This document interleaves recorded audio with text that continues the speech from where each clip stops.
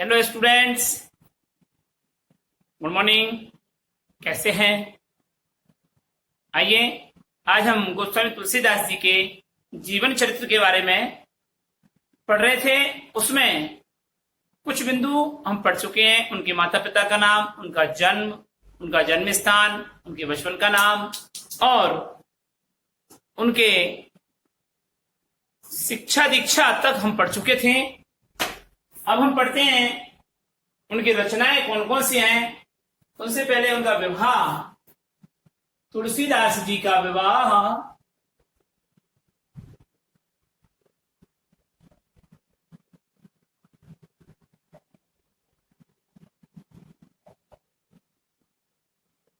विवाह विक्रमपुर के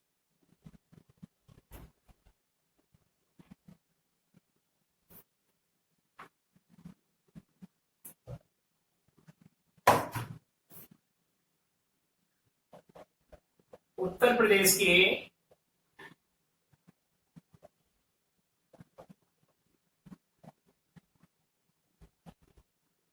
बांदा जिले के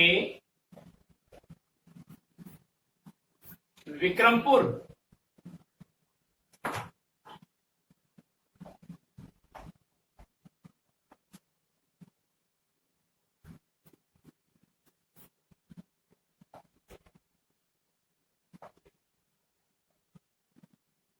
प्रसिद्ध ज्योतिषाचार्य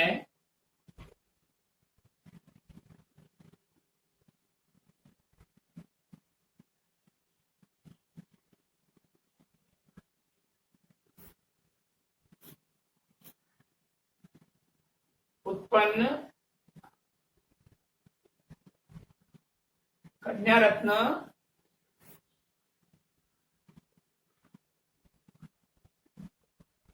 रत्नावली से संपन्न हुआ था।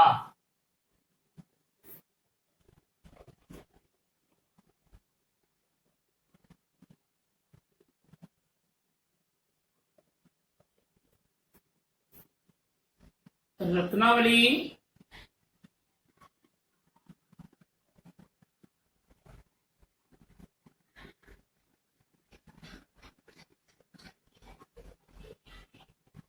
कर्मकांड एवं ज्योतिष विज्ञान में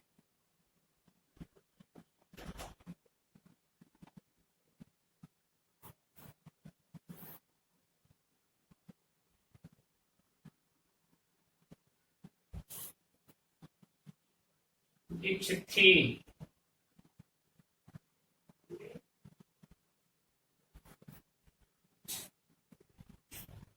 फिर आता है शिक्षा दीक्षा के बाद में आता है आपका रचनाएं।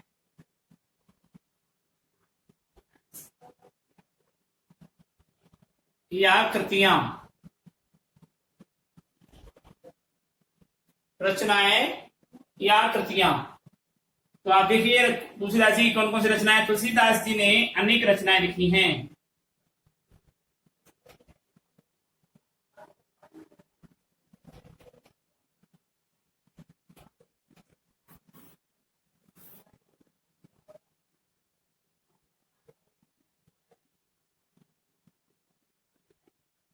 अनेक रचनाएं लिखी हैं। वो कौन कौन सी हैं वो देखिए।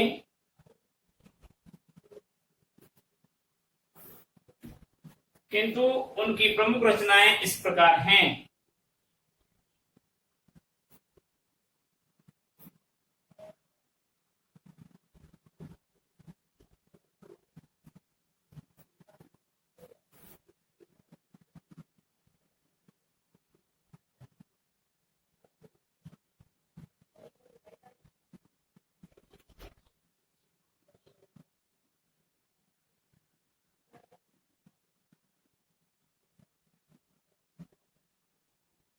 इस प्रकार हैं।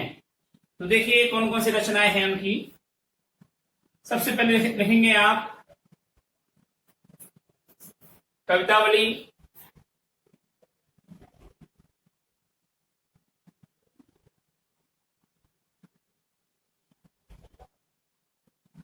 दूसरा दोहावली,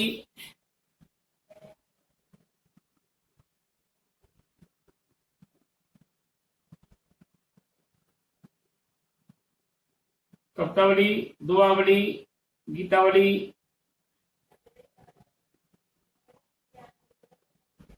विनय पत्रिका,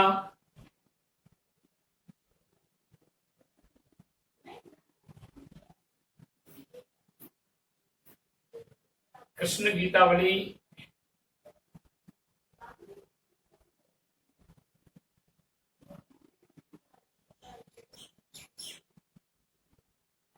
कृष्ण गीतावली, रामलला नह छू,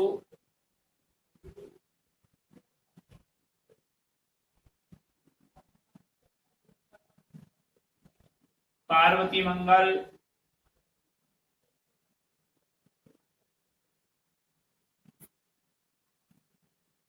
पार्वती मंगल,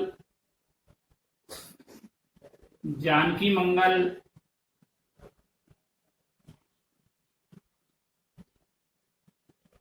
पार्वती मंगल, जानकी मंगल, वरवई रामायण,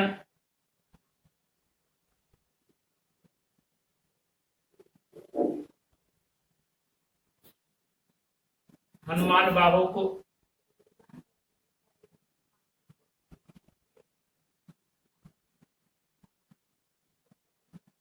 वरवई रामायण, हनुमान बाहु को, वैराग्य संदीपनी,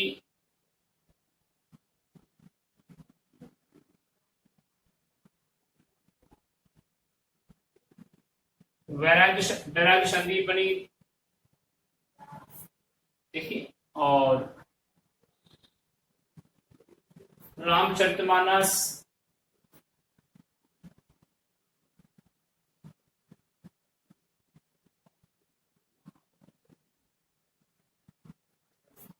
आदि रचनाएं प्रमुख हैं।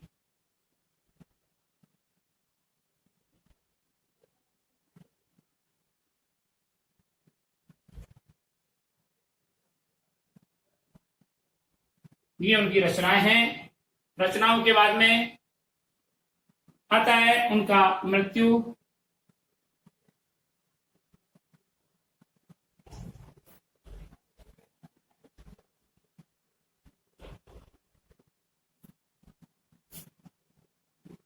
यानी गोलोक गमन या मोक्ष,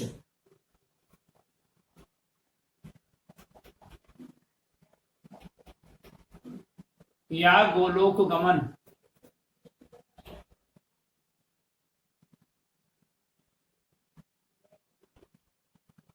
तो देखिए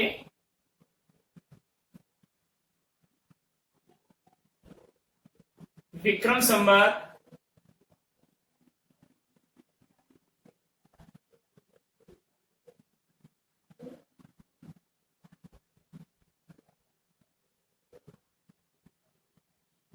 1680,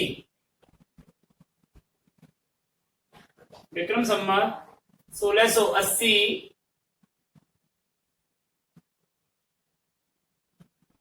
में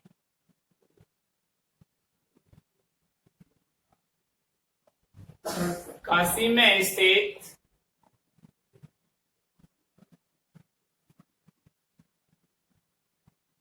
विक्रम संवत 1680 में काशी में स्थित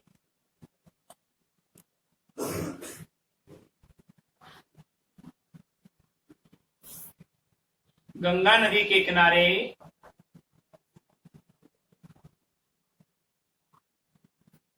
गंगा नदी के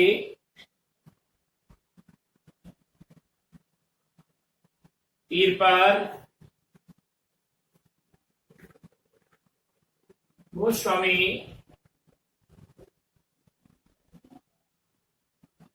तुलसीदास जी ने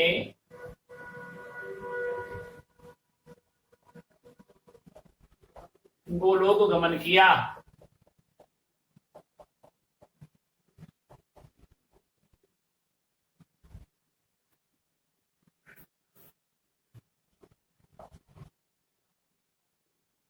अर्थात स्वर्गवास हो गया।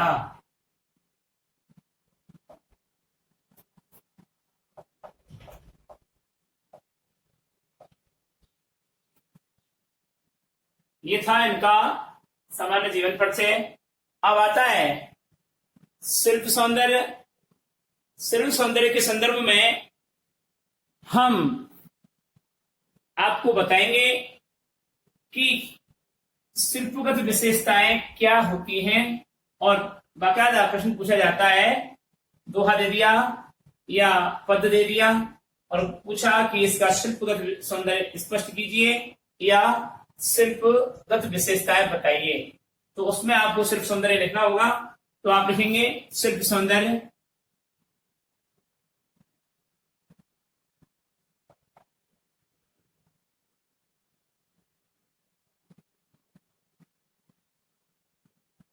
और वो है राम, वो लक्ष्मण परशुराम संवाद। लक्ष्मण परशुराम संवाद।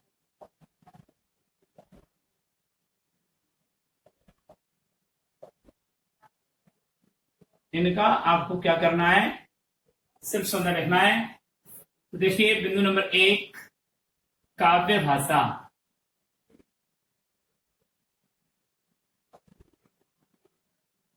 पहला बिंदु है काव्य भाषा। आप लिखेंगे प्रस्तुत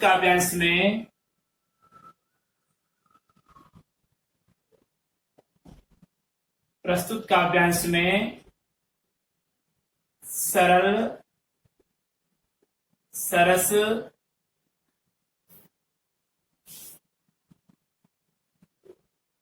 मधुर, तत्सम,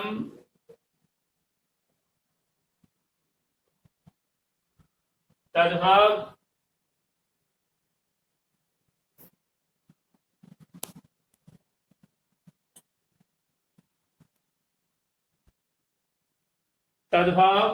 शब्दावली से युक्त,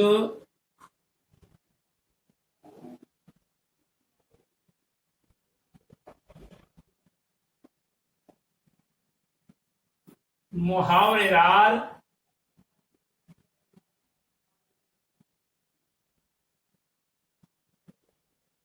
एवं सामासिक पदावली से संपन्न,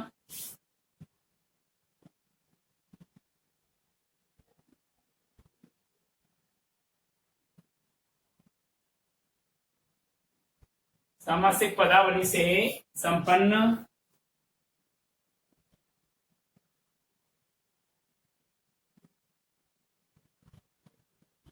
सहज अवधि भाषा का प्रयोग किया गया है।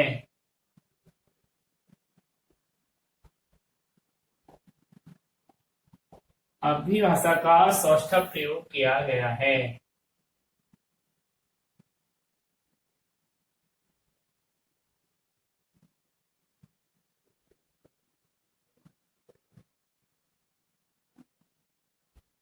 ठीक है।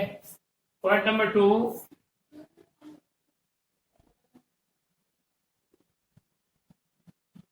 काव्य शैली।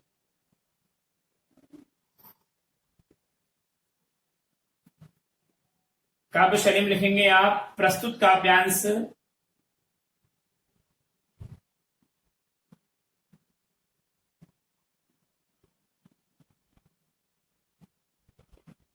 काव्यांश में प्रतीकात्मक,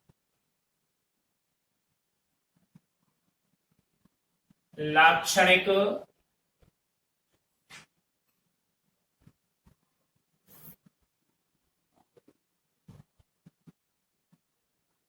संवेदात्मक,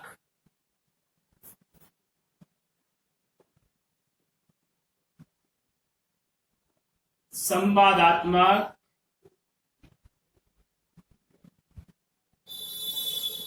एवं गेय। गेय का मतलब होता है जो गाया जा सकता है। गीति काव्य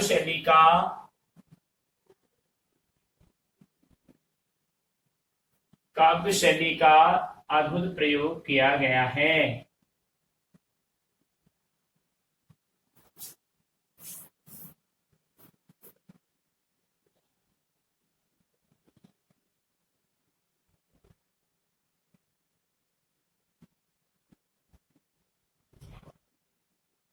पॉइंट नंबर 3,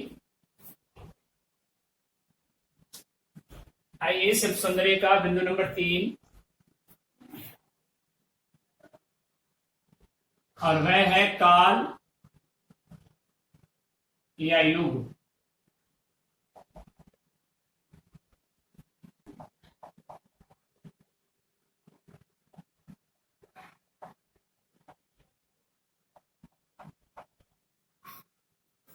भक्ति काल की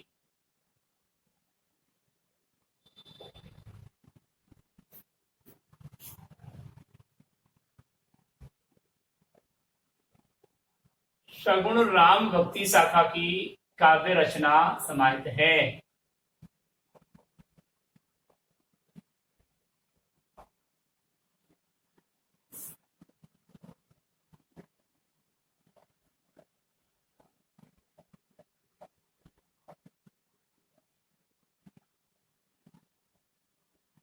पॉइंट नंबर 4, काव्य रस।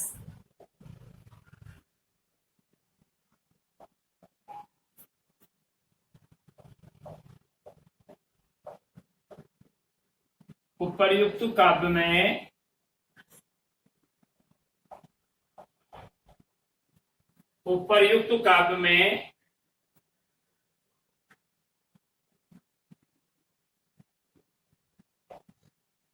भक्ति रस,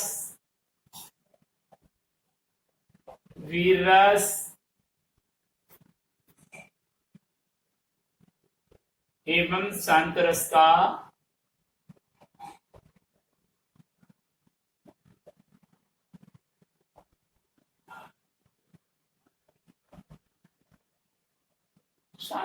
का अद्भुत समावेश किया गया है।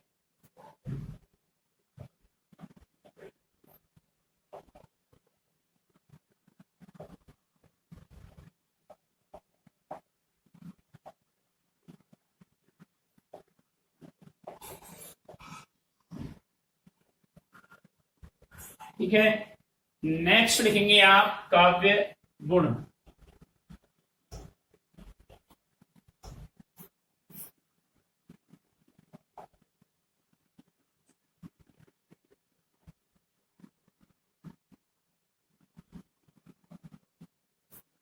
काव्य गुण देखिए, उपर्युक्त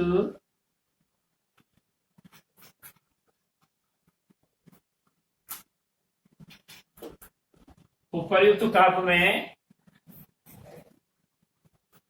भगवत भक्ति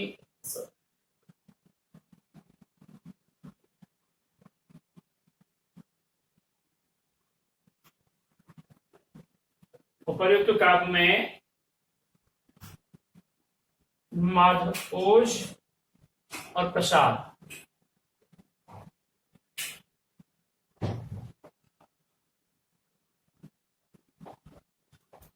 ओज और प्रसाद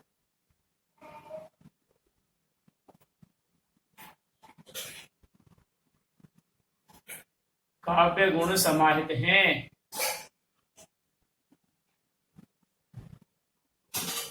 और पॉइंट नंबर 6 है आपका काव्य भाव। वैसे काव्य भाव पहले आना चाहिए था, कोई बात नहीं है। उपर्युक्त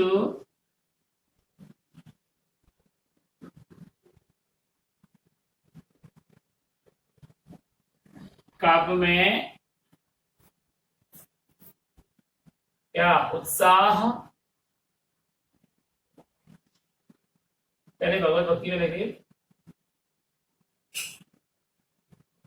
भगवत भक्ति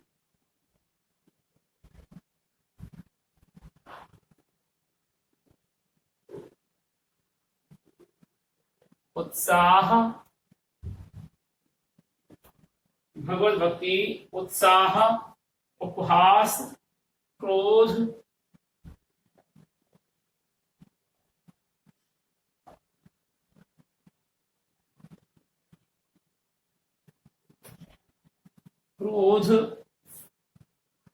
आदि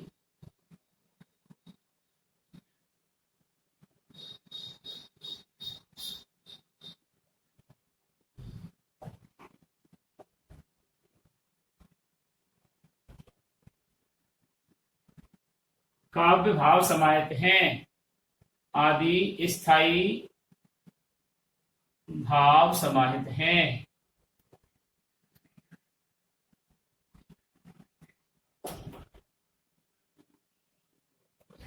और इसके बाद लिखेंगे हम 7वां कुंज बिंदु, काव्य छंद।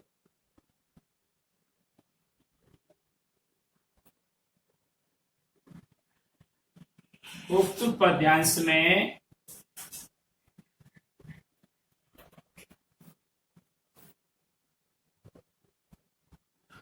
दोहा व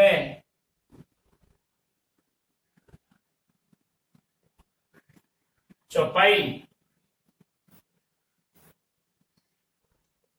उक्त पद्यांश में दोहा व चौपाई नामक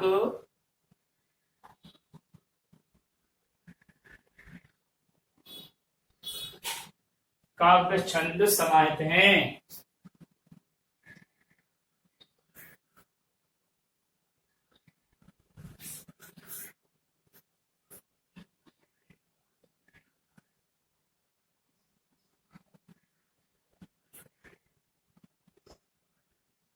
और पॉइंट नंबर 8 में आएगा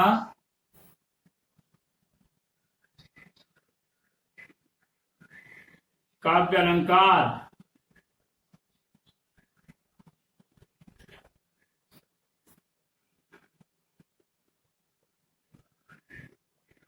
उक्त पद्यांश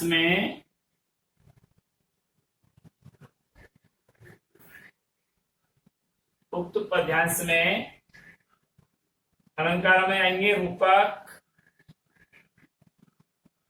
अनुप्रास, उपमा, उत्प्रेक्षा, पुनरुक्ति प्रकाश,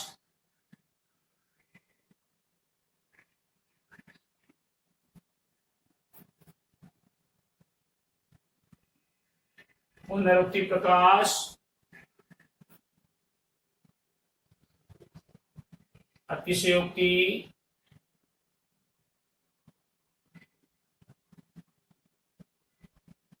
एवं उदाहरण अलंकारों का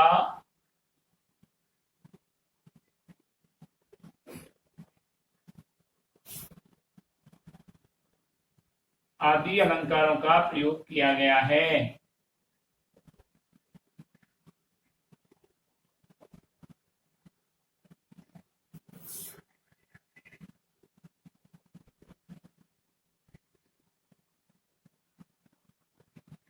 और पॉइंट नंबर नेक्स्ट,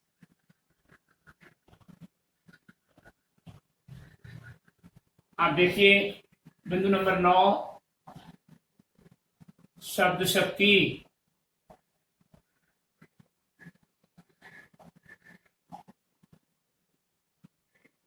यानी कि इन्होंने, तुलसीदास जी ने जो काव्य लिखे हैं उनमें कौन सी शब्द शक्ति का प्रयोग किया गया है। तो आप लिखेंगे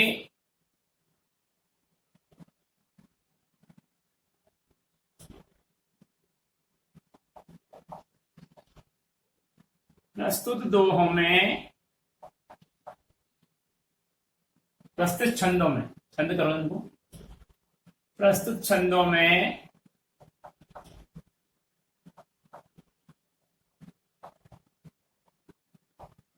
लक्षणा व व्यंजना,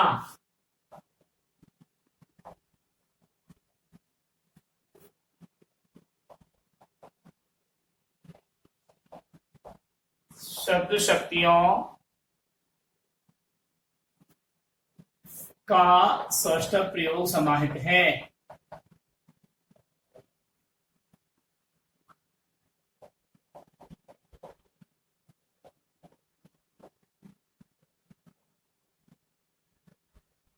और बिंदु नंबर 10, वर्ण विषय।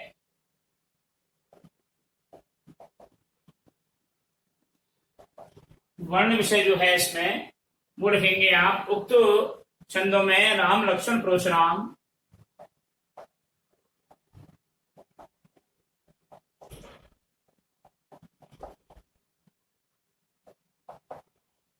राम लक्ष्मण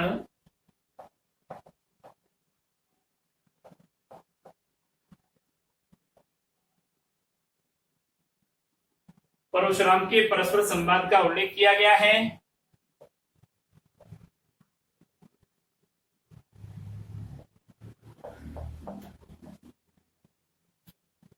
परस्पर संवाद का उल्लेख किया गया है।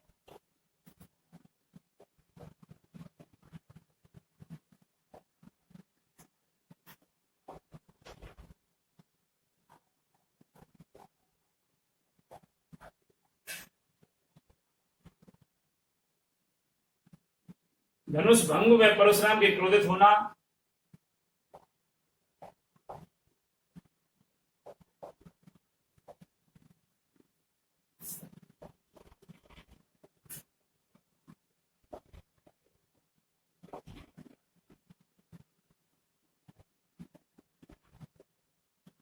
धनुष भंग व परशुराम का क्रोधित होना एवं लक्ष्मण के साथ वाद विवाद होना।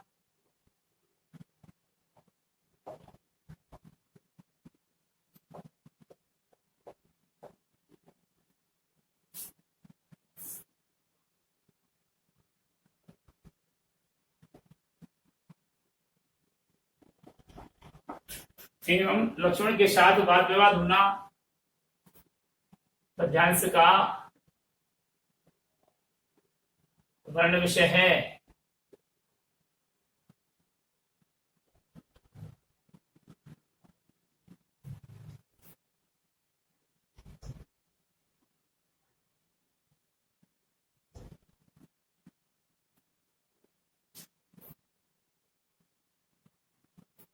और अगला देखिए आपको अगले वीडियो में इसका भावार्थ लिखवाएंगे, भावार्थ करवाएंगे। अब आप कल के लिए इस कार्य के लिए होमवर्क लिखिए। गृह कार्य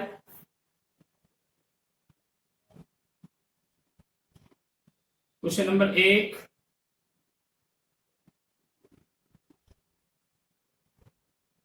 तुलसीदास जी का सामान्य जीवन परिचय दीजिए।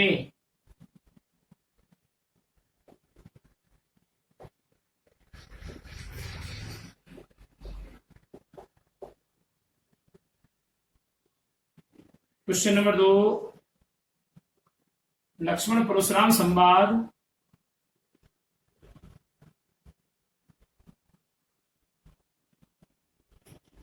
परशुराम संवाद पाठ का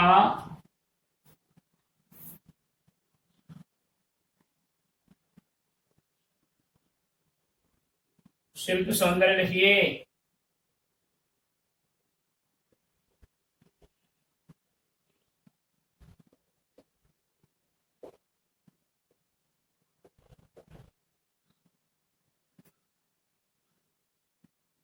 ये है